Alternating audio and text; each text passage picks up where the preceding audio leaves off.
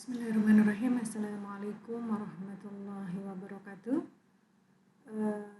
Selamat pagi teman-teman.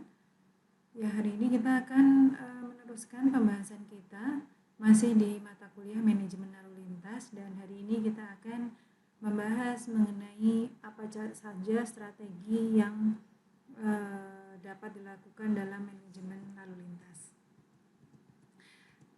Saya skip untuk kemarin ya kuis kita. Jadi memang tujuan utama dari strategi manajemen lalu lintas adalah mengurangi kemacetan. Tapi sesungguhnya ada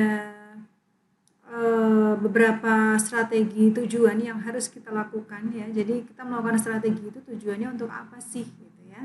Jadi yang pertama adalah mengelola transportation supply. Jadi bagaimana kita bisa meng-create untuk penggunaan ruang jalan yang efisien sehingga kapasitasnya itu bisa meningkat. Ya, yang kedua tadi kalau supply-nya kita sudah bisa atur, ya kita ciptakan dengan baik, maka selanjutnya kita bisa mengelola transportation demand dan juga tata guna lahannya.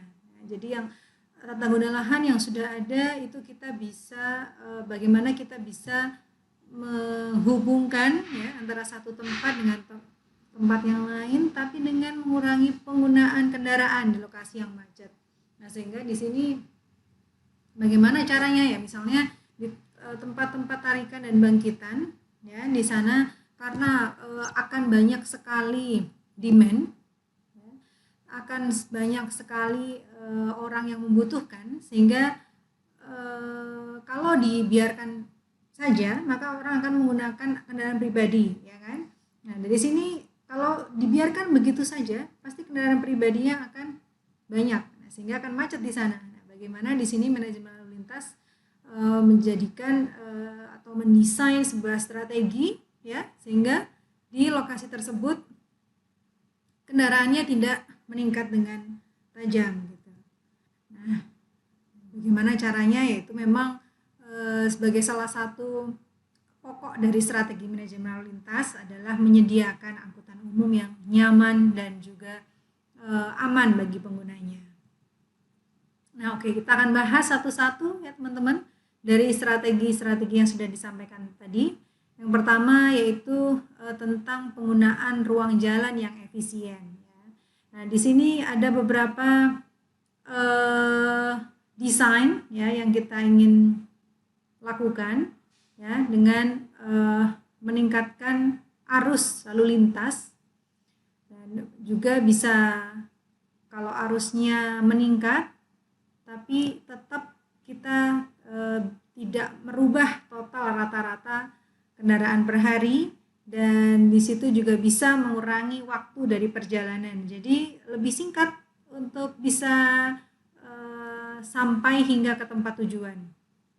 Ya, dan juga tujuan yang lain di sini yaitu dengan mengurangi tundaan yang terjadi di sekitar lokasi. Nah, ini dia untuk aplikasi dari penggunaan ruang jalan yang efisien, teman-teman.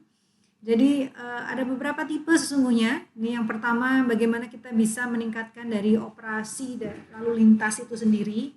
Jadi bisa dilakukan dengan metode one way street, satu arah, dan juga bisa dilakukan dengan pemisahan lajur beloknya. Yang lain dengan meningkatkan sinyal lalu lintas itu juga bisa dilakukan dengan koordinasi sinyal ya, seperti gambar di bawah ini. Jadi dengan adanya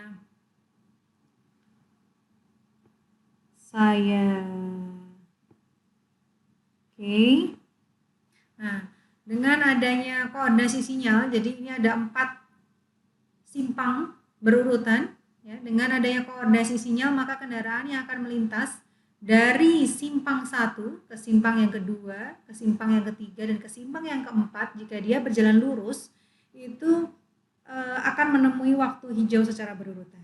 Nah, itu akan sangat mempercepat dari waktu perjalanan. Tapi tetap aman ya, tetap aman karena akan dilindungi dengan adanya sinyal Dan yang lainnya yaitu dengan signal coordination, jadi computerizing di sini. Jadi kalau dengan computerized berarti ada CCTV yang terletak di dalam sinyal, ya, sinyal di dalam simpang. Nah itu nanti dari operator bisa melihat kira-kira nanti jika ada bis yang melintas, ya ini bus priority signal teman-teman. Sehingga kalau ada kalian menaiki angkutan umum dan terdeteksi oleh kamera atau terdeteksi dengan alat detektor yang ada di simpang tersebut, maka otomatis nyala lampunya akan menjadi green, hijau, sehingga akan juga mempercepat perjalanan. Nah, ini untuk contohnya ya teman-teman, dengan satu arah tadi yang bertujuan untuk meningkatkan operasi lalu lintas. Baik, ini yang lain teman-teman. Jadi bagaimana kita bisa meningkatkan operasi dari lalu lintas, ya, meningkatkan kapasitas jalannya, yaitu ini teman-teman, dengan rambu dilarang berhenti, ya, dilarang berhenti. Kalau berhenti aja dilarang, apalagi parkir, ya kan, harusnya begitu. Nah sehingga tujuannya adalah nanti kapasitas di jalan ini bisa meningkat, ya, sehingga lalu lintas arus yang melintas juga semakin besar. Nah ini juga salah satu rambu larangan untuk belok kiri di sini ya. Kalau di luar negeri ini ada waktunya. Jadi ketika hari kerja jam 7 pagi sampai jam 8 pagi, dan jam pulang, ya ini waktu jam pulang dan jam berangkat dan pulang kerja, jam berangkat dan pulang sekolah di beberapa tempat itu jam 2 sore, ya, jam 2 siang sampai jam 4 siang juga dilarang untuk belok kiri. Kenapa tujuannya? Tentu di sini bertujuan untuk meningkatkan dari operasional tadi, operasi lalu lintas, meningkatkan kapasitas jalan yang ada. Nah, ini juga salah satu contoh teman-teman, ya.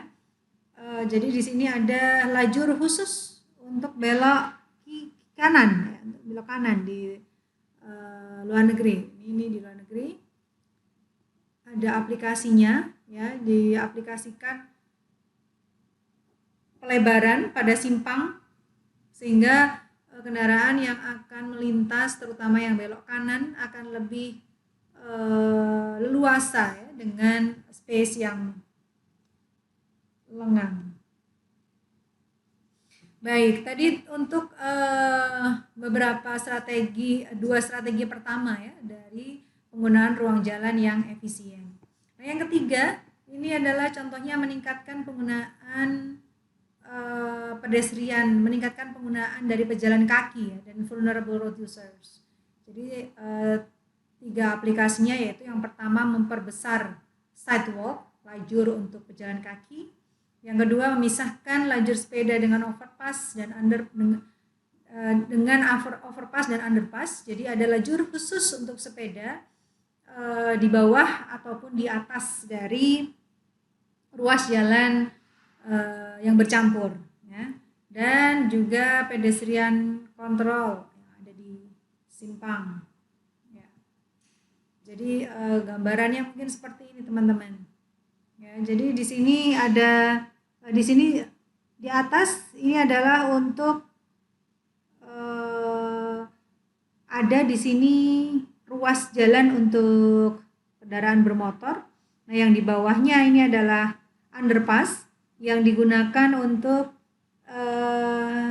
cyclist, ya, pengguna sepeda di sebelah kanan ini. Dan yang dibentuk yang di ruas jalan dalam bentuk konblok ini bisa digunakan untuk pedestrian, sehingga mereka memang benar-benar aman ketika menyeberang atau melintas di ruas jalan tertentu.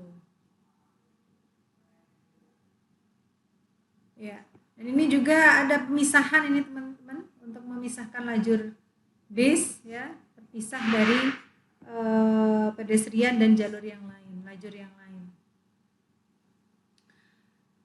Ini tadi untuk sampel ya aplikasi dari lajur spesial ini teman-teman. Jadi bagaimana menyediakan jalur khusus bis di jalan sehingga lebih aksesnya lebih lengang, lebih cepat juga untuk pengguna bis ini sehingga lebih cepat sampai ke tujuan.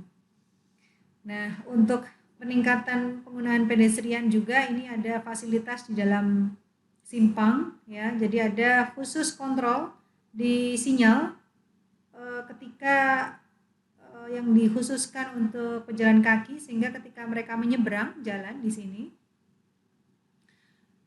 mereka bisa press button ya sehingga sinyal nyala lampu di lengan tersebut akan otomatis merah dan di sini untuk traffic signal pedestrian facilities akan menyala hijau sehingga memberikan keamanan ya kepada pejalan kaki ketika melintas di persimpangan atau di ruas jalan tersebut dengan adanya kontrol ini.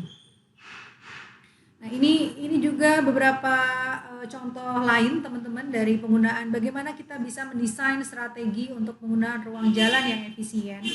Nah, yang pertama dengan manajemen parkir teman-teman ya.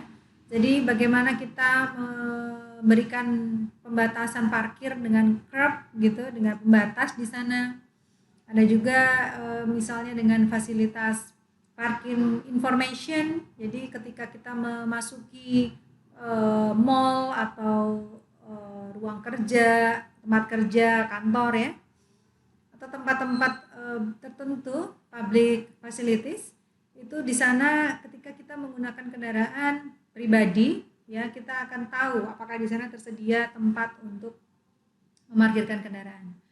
Dan yang sudah juga diaplikasikan di beberapa negara lain yaitu menerapkan tarif parkir berdasarkan durasi, teman-teman.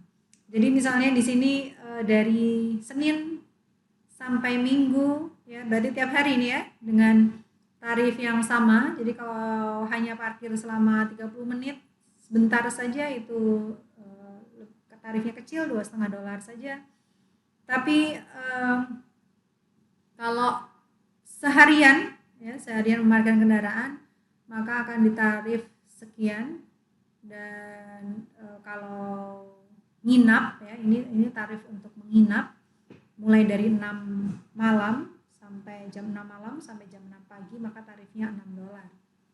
Nah, sedangkan jika bulanan ya memang dia pengguna dari ruang parkir tersebut maka ditarik tarif sebesar 138. Nah, mungkin ini akan lebih murah ya kalau 138 dibagi 30 akan lebih murah dibandingkan dengan tarif harian ini. Oke, yang lain ya contoh penggunaan dari ruang jalan yang efisien yaitu manajemen jadwal kerja. Di ini ada beberapa aplikasi yang bisa dilakukan. Yang pertama staggered work hours. Jadi di sini kita misah-misah. Jadi gini, misalnya ada pekerja yang datang shift-shiftan gitu ya. Jadi pekerja datang jam 7 sampai dengan jam 3 sore. Nanti ada lagi pekerja yang datang jam 10 sampai jam 6 sore. Jadi di sana adalah pembagian shift-shift kerja, shift-shift pekerja ya yang hadir dalam kantor tersebut supaya untuk memecah dari kemacetan. Dan juga itu bisa mengurangi mungkin ruang parkir ya jika memang shiftnya memang benar-benar endingnya pas jadi 7 sampai jam 3 nah nanti jam baru nanti mulai lagi jam 3 sampai jam 12 malam misalnya begitu ya. Dan juga ada aplikasi lain yang bisa dilakukan ya dengan substitusi komunikasi untuk transportasi ya. Sehingga dengan di rumah saja, nah ini kerasa banget ketika kita mengerjakan WFH saat pandemi saat ini ya. Dengan adanya work from home itu seharusnya tidak membatasi dari progres kerja, ya pun menurun tidak signifikan ya antara 20-an% itu bisa terjadi sebagai dampaknya, tapi tetap pekerjaan bisa dilakukan di dalam rumah. Lalu itu ya ini tadi ya pembagian jamnya yang sudah saya sebutkan sehingga memecah kemacetan. Dan yang lain bisa dilakukan dengan koordinasi antar moda ya teman-teman, dengan park and ride dan juga transit interface ya.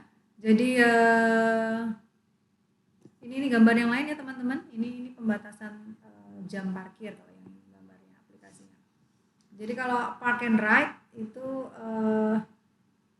dilakukan dengan memarkirkan kendaraan pribadi ya dari lokasi awal dari rumah dan kita menuju ke terminal, dan di sana pengguna bisa berpindah menggunakan angkutan umum dan melanjutkan perjalanannya ke tujuan akhir itu dengan park and ride, sehingga memecah juga kemacetan yang ada di sekitar tujuan ya, dan transit interface.